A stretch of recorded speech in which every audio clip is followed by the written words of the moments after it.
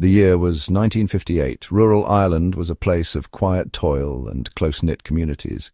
But this tranquility was shattered one October morning near the village of Éire-History, County Kerry. A man, cutting turf on the desolate bog, made a horrifying discovery.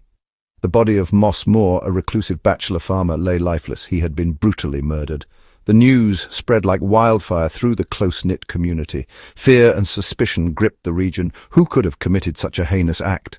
The Gardaí Islands police force descended upon the remote townland. They were determined to bring the killer to justice. Their investigation would uncover long-held resentments and expose the dark undercurrents that ran beneath the surface of rural life. The murder of Moss Moore remains unsolved to this day, but the echoes of that crime continue to resonate. It became a dark stain on the fabric of the community, and it served as the inspiration for one of Ireland's most powerful and enduring plays, JohnBKeane's The Field. Moss Moore was a solitary figure. He lived a simple life. Tending to his small farm on the edge of the bog, he was known for his frugality and his reluctance to embrace change. His neighbours regarded him with a mixture of pity and suspicion. He was a man of few words, and his reclusive nature only fueled speculation about his past and his character. Dan Foley, on the other hand, was a force of nature. He was a larger-than-life character, known for his quick wit, his booming laugh, and his fierce determination. He was a family man, deeply rooted in the community, but beneath his gregarious exterior lay a deep-seated ambition.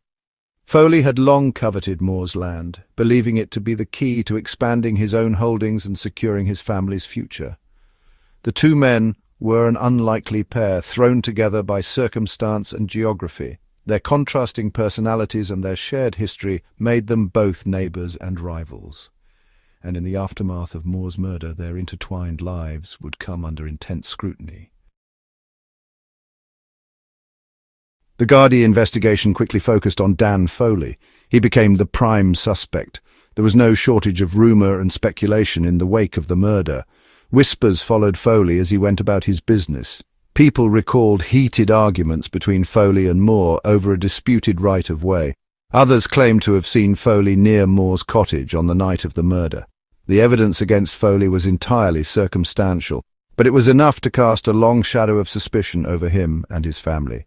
The Gardaí questioned him relentlessly. They searched his property for any sign of the murder weapon, but their efforts proved futile.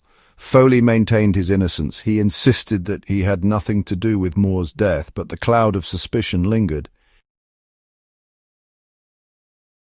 Despite the suspicions swirling around Dan Foley, the Gardaí were never able to gather enough evidence to formally charge him with Moore's murder.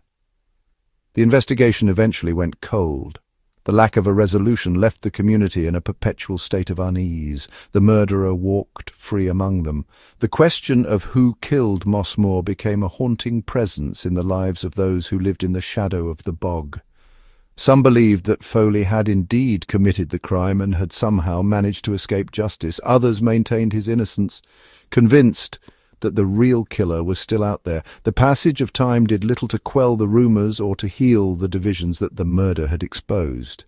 The unsolved case became a cautionary tale, a reminder of the dark secrets that can fester beneath the surface of even the most idyllic communities.